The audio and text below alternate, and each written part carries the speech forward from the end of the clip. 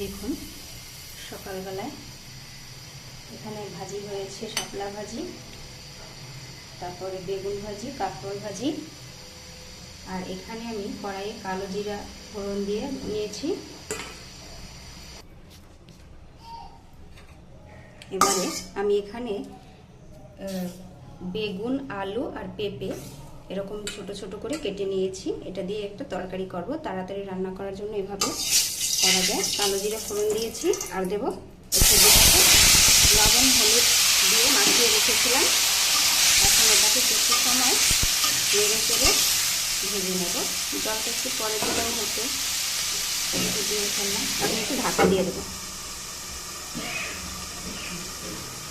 এটা একটু হবে, তারপরে আমি আবার রান্নার ঝোল দেবো।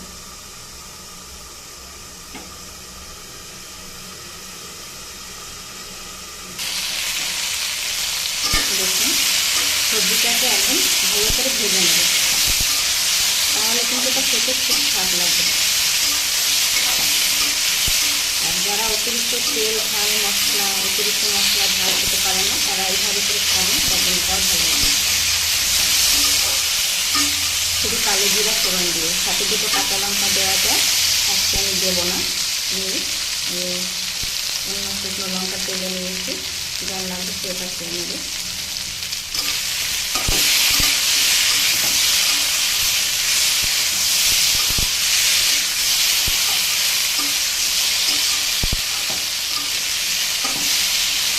অতিরিক্ত মশলা দিলে তো তরকারির স্বাদও নষ্ট হয়ে যায়, থাকে না। এরকম কম মশলা দিয়ে করলে তরকারি, যে তরকারি রান্না করা হয় সেটার সেন্ট পাওয়া যায়।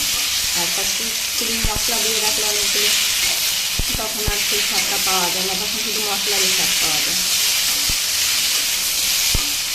এইভাবে পাতলা ঝোল স্বাস্থ্যকর করে খাবেন আপনারা, যারা যারা ঝাল মশলা খেতে পারেন না।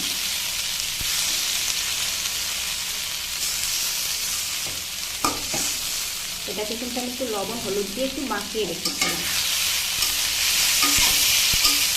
আর সবজিটা বেশ কিন্তু ভালো করে ভাজতে হবে।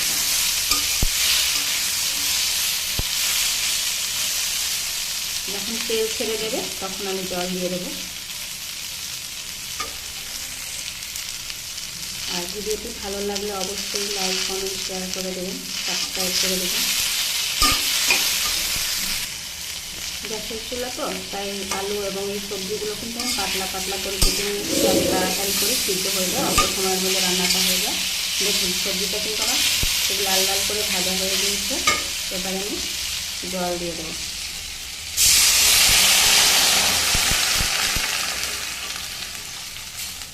পাতলা ঝোল করবো একদম।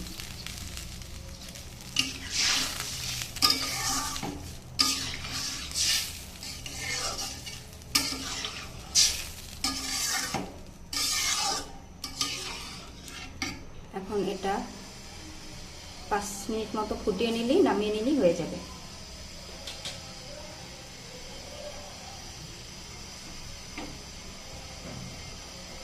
তা আমার এই স্বাস্থ্যকর সবজি দিয়ে পাতলা ঝোল কেমন লাগলো অবশ্যই কমেন্ট করে জানাবেন। আর এটা হতে থাকুক, এখন ঢাকা দিয়ে দিই, তাহলে তাড়াতাড়ি ফুটে উঠবে।